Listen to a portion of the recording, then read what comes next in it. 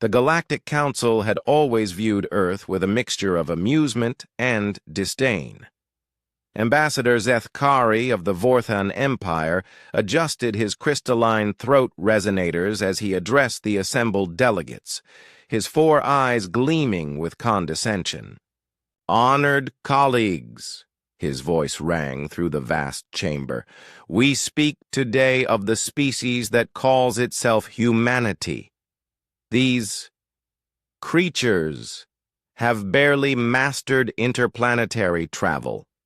They still wage wars with kinetic projectiles and chemical explosives. Primitive, barbaric, hardly worthy of our attention." Murmurs of agreement rippled through the chamber.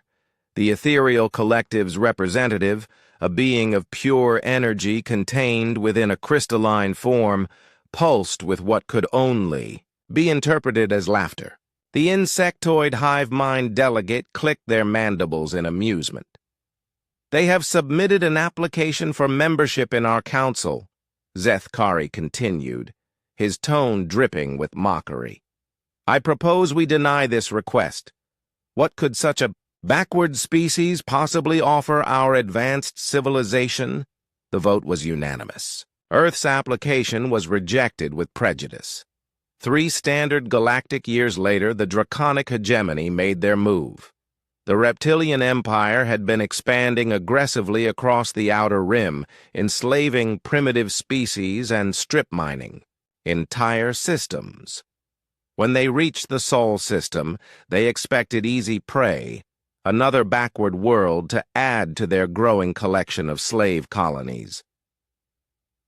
Commander Vexthor piloted his flagship, World Render, toward the blue marble that intelligence, reports claimed, harbored the species called humans.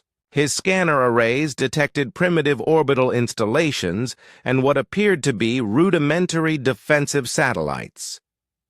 "Pathetic," he hissed to his tactical officer. "Begin orbital bombardment. We'll soften them up before the ground invasion." The first wave of plasma cannons lit up Earth's atmosphere, but instead of the expected panic and surrender, something unexpected happened. The humans fought back.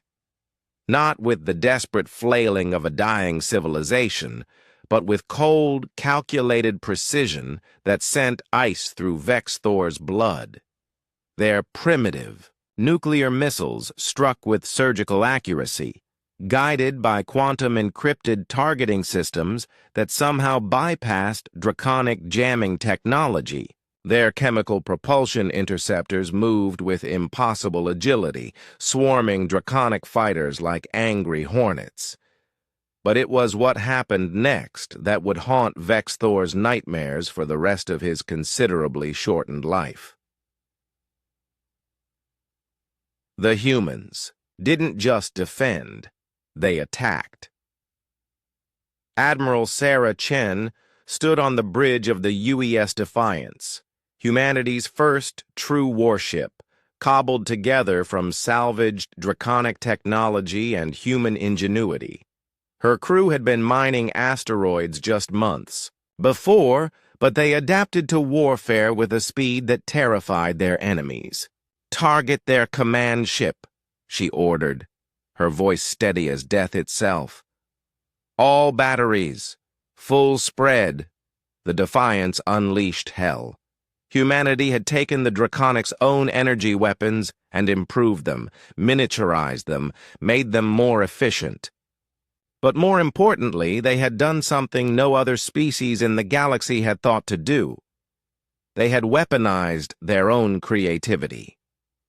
Where other species relied on standardized tactics and proven strategies, humans improvised. They used their mining ships as suicide bombers, piloted by volunteers who sang ancient war songs as they rammed draconic cruisers. They turned their orbital factories into weapons platforms, manufacturing ammunition in real time to feed their hungry guns. The Draconic fleet, which had conquered 17 systems without significant loss, was systematically dismantled by what they had assumed would be easy prey.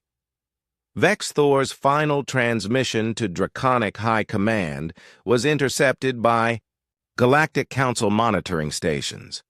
They don't fight like any species we've encountered. They don't just want to win, they want us to suffer. They're not defending their world, they're hunting us. By the void, what have we awakened? The footage from the Sol system spread across the galaxy like wildfire.